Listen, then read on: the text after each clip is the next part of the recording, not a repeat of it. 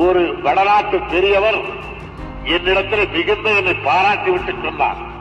என் உயிரினும் மேலான அன்பு உடன்பிறப்புகளே, என் ரத்தத்தின் ரத்தமான உடன்பிறப்புகளே, எம் மக்களுக்கான அரசியலையும் அந்த வெற்றியையும் யாராலும் தடுக்க முடியாது.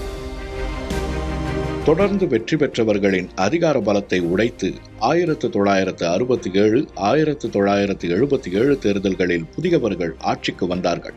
அதுபோல 2026 தேர்தலும் அமையும் என்று மேடைகள் தோறும் முழக்கமிட்டார் தமிழக வெற்றிக் கழகத்தின் தலைவர் விஜய். இந்திய விடுதலைக்கு பின்னர் தொடர்ந்து ஆட்சியில் இருந்த காங்கிரஸ் கட்சியின் ஆட்சிக்கு 1967 சட்டமன்ற தேர்தல் முடிவுரை எழுதியது. அன்று முதல் இன்று வரை தமிழ்நாட்டில் காங்கிரஸ் ஆட்சி அமைக்கவே முடியவில்லை. 1967க்கு பின்னர் தொடர்ந்து இருந்த திமுக ஆட்சிக்கு 1977 சட்டமன்ற தேர்தல் முடிவு கட்டியது. அதன் பின்னர் எம்ஜிஆர் இறக்கும் வரை திமுகவால் ஆட்சியை பிடிக்க முடியவில்லை. 1967 தேர்தலில் புதிதாக வந்த திமுகவை வெற்றி பெற வைத்தனர் தமிழக மக்கள். அண்ணாதுரை முதலமைச்சரானார். 1977 தேர்தலில் புதிதாக வந்த அதிமுகவை வெற்றி பெற வைத்தனர் தமிழக மக்கள். எம்.ஜி. ராமச்சந்திரன் முதலமைச்சரானார். தமிழ்நாட்டின் அரசியல் மாற்றத்திற்கு ஆகச்சிறந்த எடுத்துக்காட்டாக இன்றளவிலும் முன்னிறுத்தப்படுவது 1967 மற்றும் 1977 சட்டமன்ற தேர்தல்கள்தான். 1967ஆம் ஆண்டு சட்டமன்ற தேர்தலில் வெற்றி பெற்று ஆட்சியை பிடித்த திராவிட முன்னேற்ற கழகம் கட்சி தொடங்கியவுடனே தேர்தல் அரசியலில் ஈடுபடவில்லை. சமூக மாற்றத்திற்கான செயல்பாடுகளை பகுத்தறிவு பாதையில் முன்னெடுத்துச் சென்றனர். திமுகவில் அண்ணா மட்டுமின்றி ஈவே.கி. சம்பத், மதியழகன், கருணாநிதி, நெடுஞ்செழியன் உள்ளிட்ட மக்களை ஈர்க்கும் பேச்சாளர்கள் இருந்தனர்.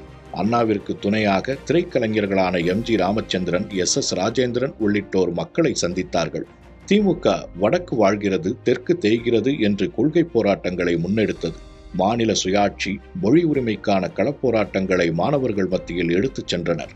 1952 நடந்த முதல் தேர்தலில் போட்டியிடாத திமுக 1957 நடந்த தேர்தலில் களமிறங்கியது. ராஜாஜியின் குலக்கல்வி திட்டத்திற்கு எதிரான போராட்டங்கள், தமிழ்நாடு என்று பெயர் சூட்ட போராடி உயிர் நீத்த சங்கரலிங்கனார் தியாகம், நாட்டில் நிலவிய உணவு பஞ்சம் காங்கிரஸ் ஆட்சி மீதான அதிருப்தியை அதிகரித்தது. கருணாநிதி திரைக்கதை வசனத்தில் சிவாஜி கணேசன் நடிப்பில் வெளியான பராசக்தி திரைப்படம், என்.எஸ். கிருஷ்ணன் தயாரிப்பில் உருவான பணம் திரைப்படத்தின் டீனா மோனா கானா பாடல், எம்ஜிஆர் நடிப்பில் உருவான சக்கரவர்த்தி திருமகள் திரைப்படத்தின் கதாநாயகன் உதயசூரியன் கதாபாத்திரம் போன்றவை மக்கள் மத்தியில் காங்கிரஸ் எதிர்ப்பை, திமுக ஆதரவை அதிகரித்தது. மாணவர்கள் மத்தியில், இளைஞர்கள் மத்தியில் திமுகவின் எழுத்தும் பேச்சும் செயல்பாடுகளும் வேகத்தை கூட்டியது. 1957 தேர்தல் காங்கிரஸ் ஆட்சியை பிடித்தாலும் முதல் தேர்தலில் சுயேட்சை சின்னங்களில் போட்டியிட்ட திமுக 15 எம்எல்ஏக்களோடு சட்டமன்றத்தில் நுழைந்தனர். அடுத்து வந்த 1962 சட்டமன்ற தேர்தலில் திமுக 50 இடங்களில் வென்று சட்டமன்ற எதிர்க்கட்சியாக மாறியது.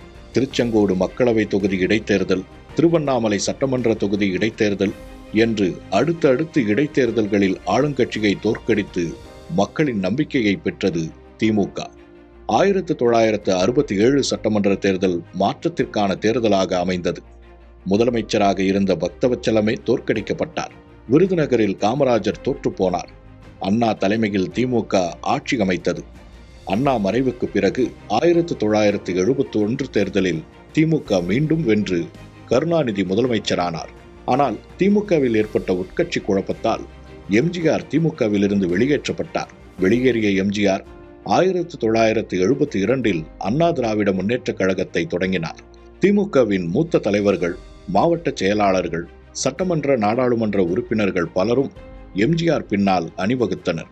திண்டுக்கல் நாடாளுமன்ற மக்களவைக்கான இடைத்தேர்தலில் மத்தியில் ஆளுங்கட்சியான காங்கிரஸ், மாநிலத்தில் ஆளுங்கட்சியான திமுக இரண்டையும் தோற்கடித்து இரட்டை இலை துளிர்த்தது.